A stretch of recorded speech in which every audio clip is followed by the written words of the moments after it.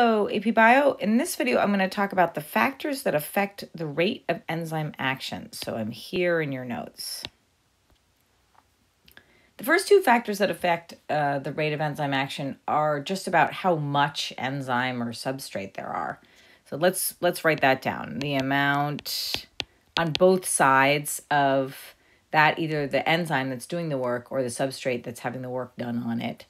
Let's say the amount of enzyme or the amount of substrate.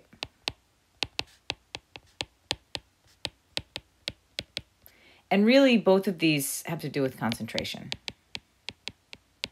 If you think about the amount of a substance, that's how we measure it. Now, let's think about why.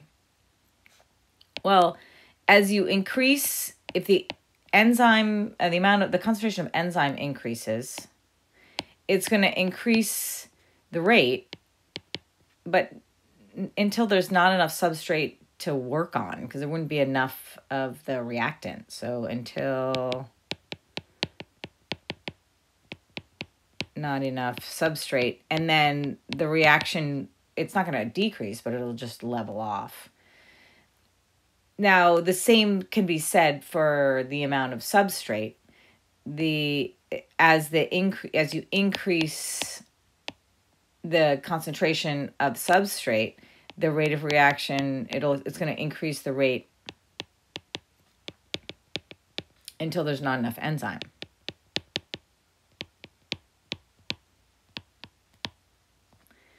So it'll plateau. Both of those will plateau at a certain point. Now, the next factors, a couple of factors that can change the rate of reaction really have to do with this idea of how the enzyme and the substrate are bonding together. Remember that when there's an initial bonding, but then there's this change in conformation where the enzyme changes shape, and sometimes the substrate too, and it makes this really, really tight enzyme substrate complex. And anything that affects this shape right here, the ability of the enzyme to bond tightly to the substrate, is going to affect the rate of the reaction, because the enzyme's not going to be able to hold on to the substrate strongly enough. And so we can think about the things that change protein structure: environmental factors like pH, environmental factors like temperature. Those can change the rate of the reaction. And all that's happening is the protein is denaturing or renaturing, depending on whether or not it's at its optimal. Every protein has an optimal pH or has an optimal temperature. So it's just, remember that denaturing is the process that causes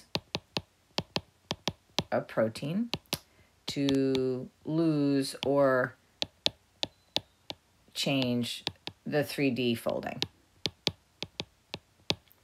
And therefore, in this particular case, because it's changing this 3D folding, then it's going to reduce or destroy the function. The third thing the next, so you can think of these, I think of these as sort of, the first two as sort of the same idea, concentration. These are the second two are the same idea. They have to do with the 3D folding.